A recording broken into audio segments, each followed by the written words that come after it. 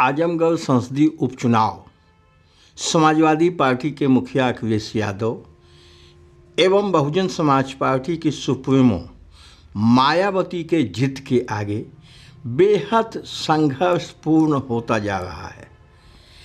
इन दोनों नेताओं की जिद भारतीय जनता पार्टी को कहीं फायदा न पहुंचा दें।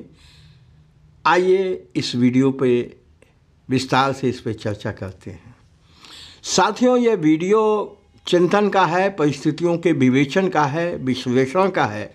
आपकी रुचि अगर है राजनीति में और गंभीर रुचि है तो ही इस वीडियो को देखिएगा, अन्यथा अपना समय बर्बाद मत करिएगा। रुचि है तो इस वीडियो को गंभीरता से अंत तक देखें, तभी आपको मज़ा आएगा। आइए वीडियो शुरू करते हैं। बहुजन समाज पार्टी की सुप्रीमो मायावती ने काफ़ी पहले से आजमगढ़ संसदीय सीट पे अपना कैंडिडेट घोषित करके रखा है। यह घोषित कैंडिडेट मुस्लिम हैं, शाह आलम गुड्डू जमाली। अब इधर जब नज़दीक चुनाव आया है, दाखिले की डेट नज़दीक आई है, तो समाजवादी पार्टी को यह चिंता होने लग गई कि बहुजन समाज पार्टी के मुस्लिम उम्मीदवार के आगे मुस्लिम वोट अगर कुछ कट जाता है तो समाजवादी पार्टी को चिंता होगी। समाजवादी पार्टी अभी तक इस सीट पे डिम्पल यादव जी को चुनाव मैदान में उतारना चाह रही थी, लेकिन इधर 2-3 दिनों से गंभीर मंथन चल रहा है कि इस सीट पे क्या किया जाए। मायावती ने एक तीर चल दिया, एक निशाना साध दिया। समाजवादी पार्टी मान के चलती है कि मुस्लिम वोट उसका है, लेकिन मायावती जी ने मुस्लिम कैंडिडेट, वो भी सशक्त, गुड्डू जमाली जो कभी विधायक भी रह चुके हैं बहुजन समाज पार्टी से, उनको उतार के समाजवादी पार्टी को शक्ति मिला दिया। अब समाजवादी पार्टी चिंतन कर रही है। चिंतन करने के बाद उसने निर्णय लिया है कि इस बेहद संवेदनशील सीट पे डिम्पल यादव को चुनाव मैदान में उतारना खतरे से खाली नहीं है। ऐसी चर्चा चल रही है कि बहुजन समाज पार्टी का जवाब देने के लिए समाजवादी पार्टी सुनील आनंद को चुनाव मैदान में उतारेगी। सुनील आनंद कौन है? सुनील आनंद दलित हैं, चमार जात से हैं और बहुजन समाज पार्टी के कभी कद्दावर नेता हुआ करते थे, स्वर्गीय बलिहारी बाबू, उनके सुपुत्र हैं। यह सब जानने के पहले बलिहारी बाबू के बारे में आप थोड़ा जानें। बलिहारी बाबू आजमगढ़ में तृतीय श्रेणी के राजकीय कर्मचारी थे और जब मानव कांशीराम साहब ने वाम सेप का गठन किया तो बलिहारी बाबू उसी समय से मानव कांशीराम साहब के मिशन से जुड़ गए। क्योंकि वाम सेप अपने लिए काम नहीं करता है, समाज के लिए काम करता था उस समय, तो इनकी बहुत इज्जत थी और आजमगढ़ की पॉलिटिक्स में बलिहारी बाबू बहुत बड़े नेता माने जाते थे। इनकी राय का सम्मान मानव कांशीराम साहब और बहुत दिनों तक मायावती भी करती रहे। कालांतर में बसपा की सरकार आने पे इनको राज्यसभा में भेजा गया, लेकिन इस बीच मायावती इनसे इतनी नाराज़ हुई कि धोखे से इनको बुला के राज्यसभा से इनसे त्यागपत्र दे दिया और वहीं से बलिहारी बाबू की उल्टी गिनती शुरू हो गई। जैसे ही बहुजन समाज पार्टी ने इनको निकाला, जो बहुजन समाज पार्टी के कार्यकर्ता इनको जगह जगह जय भीम करते थे, इनके हर आदेश का पालन होता था, ये शून्य पर आ गए, एकदम फर्श पे आ गए और बहुजन समाज पार्टी के कार्यकर्ताओं की नज़र में एकदम गिर गए। फिर ये भटकते हुए कांग्रेस के पास गए। कांग्रेस ने समझा कि बहुत बड़ा नेता मिल गया, लेकिन वहाँ परिणाम जीरो रहा। यह एक भी बहुजन समाज पार्टी के कार्यकर्ता को कांग्रेस से नहीं जोड़ पाए। इसके बाद ये गुमनामी में चले गए।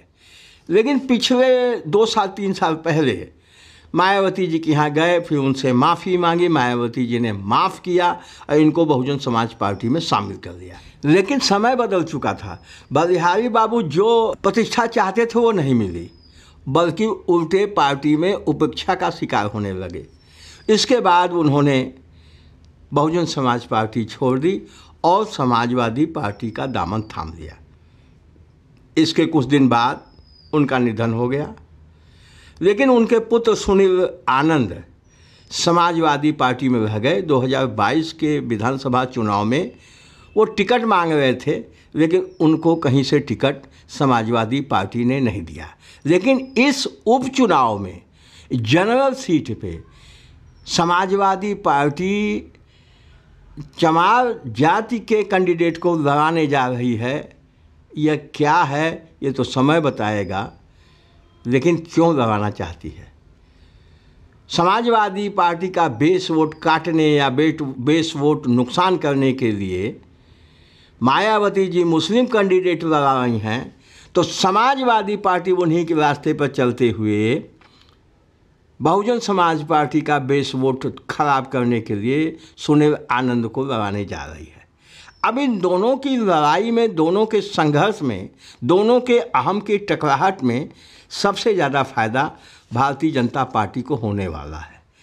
और वहीं कांग्रेस ने तो इस उपचुनाव में चाहे आजमगढ़ हो चाहे रामपुर हो, दोनों स्थानों पर चुनाव में भाग लेने का फैसला नहीं किया है। वह दोनों चुनाव नहीं लड़ेगी। तो इस हिसाब से तीन ही पार्टियां बचती हैं, बीजेपी, समाजवादी पार्टी और बहुजन समाज पार्टी। अब यह विचार करते हैं कि समाजवादी पार्टी और बहुजन समाज पार्टी में बेस वोट कहाँ कहाँ कन्वर्ट हो पाता है, कहाँ नहीं हो पाता है। अब तक जो अनुभव रहा है, बहुजन समाज पार्टी को छोड़ के पूर्वांचल का चमार कभी भी दूसरी जगह नहीं गया है। कुछ थोड़ा 2-4% अपवाद को छोड़ दें, जो लालच, डर, दबाव से कहीं शिफ्ट हो जाता है, लेकिन लगभग 90-95% चमार जाति का, खासकर शेड्यूल कास्ट की चमार जाति का वोट बहुजन समाज पार्टी को ही पड़ता है। अगर अखिलेश यादव जी यह सोच रहे हों कि चमार जाति का कैंडिडेट देने के बाद चमार जाति का वोट उन्हें मिल जाएगा, तो यह निश्चित रूप से विश्वासपूर्वक कहा जा सकता है कि यह उनकी भूल होगी। इसी प्रकार मायावती जी बखूबी जानती हैं, मानव कांशीराम साहब बखूबी जानते थे कि माइनॉरिटी का वोट बहुजन समाज पार्टी को नहीं पड़ता है। जिस प्रकार शेड्यूल कास्ट में चमार जाति का वोट दूसरे को नहीं जाता है, सिर्फ बसपा को पड़ता है। इसी तरह से अब तक यही देखा गया है कि बहुजन समाज पार्टी को कुछ परिस्थितियों को छोड़ के मुस्लिम समाज का वोट बहुमत के आधार पर नहीं पड़ा है। तो ये यहाँ जो हो रहा है, तो यह निश्चित आप मान लें कि मायावती जी का तो सीधा सीधा फंडा दिखाई दे रहा है कि समाजवादी पार्टी को समाप्त करने के लिए किसी स्तर तक गुजरना पड़े तो वो गुजरने को तैयार हैं, या कई बार वो कह भी चुकी हैं। लेकिन समाजवादी पार्टी के जो राय दहिंदा हैं, जो चिंतक हैं, विश्लेषक हैं, उनके साथ धोखा होने जा रहा है। अगर इस प्रतिष्ठापरक सीट पे, जहां माननीय मुलायम सिंह यादव जीते हों, जहां माननीय अखिलेश यादव जी जीते हों, इस प्रतिष्ठापरक सीट पे अगर सुनील आनंद को उन्होंने कैंडिडेट बनाया है, तो आप निश्चित मान लीजिए कि यादव वोट का भी बिखराव हो सकता है। क्योंकि यादव वोट के साथ ये रहा है कि वो अपना भला देखती है। जब भी उनका कैंडिडेट होता है तो वो पार्टी नहीं देखते हैं, उसे चुनाव जिता देते हैं। यही आजमगढ़ की संसदीय सीट है जहां से कभी रामकृष्ण यादव बहुजन समाज पार्टी से यहां कैंडिडेट बनाए गए और वो जीते। उस समय यादव समाज के लोगों ने उनको यह मानते हुए वोट दे दिया कि जीतेगा तो यादव ही, और कहीं इसमें न हो जाए यह चुनाव। अगर भारतीय जनता पार्टी निरहुआ को कैंडिडेट बनाती है जो जात से यादव हैं, तो निश्चित रूप से ऐसा मानिए कि कोई भी यादव सुनील आनंद पे न जाके निरहुआ की तरफ चला जाएगा, क्योंकि बीजेपी से जीते उससे कोई फर्क नहीं पड़ेगा। एक यादव सांसद बन जाएगा, यह उनकी सोच ऐसी होती है, ऐसा देखा गया है। ये दावा नहीं मैं, ऐसा देखा गया है, अनुभव के आधार पे ये कहा जा सकता है।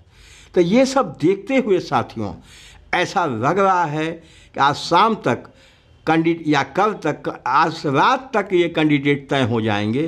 फिर कल स्थिति साफ हो जाएगी कि कौन किसको कैंडिडेट बनाता है। उसके बाद यह चुनाव का घमासान शुरू हो जाएगा और हम इस तरह से जो विश्लेषण है आप तक पहुंचाते रहेंगे। हमारा किसी पार्टी या किसी के प्रति समर्थन या विरोध नहीं है, निष्पक्ष रूप से एक चर्चा आपसे करते हैं। चर्चा कैसी लगी आप भी इस पे विचार करिए, कमेंट करिए, हमें राय दीजिए। बस साथियों, इस वीडियो में इतना ही। वीडियो अच्छा लगा हो लाइक करिएगा, शेयर करिएगा। हमारे चैनल पे मेहमान हैं, फर्स्ट टाइम आए हैं, सब्सक्राइब अवश्य कर दीजिएगा। हम इस प्रकार का वीडियो बनाते रहते हैं। आपने वीडियो को अंत तक देखा है, आपका बहुत बहुत धन्यवाद। Thank you very much.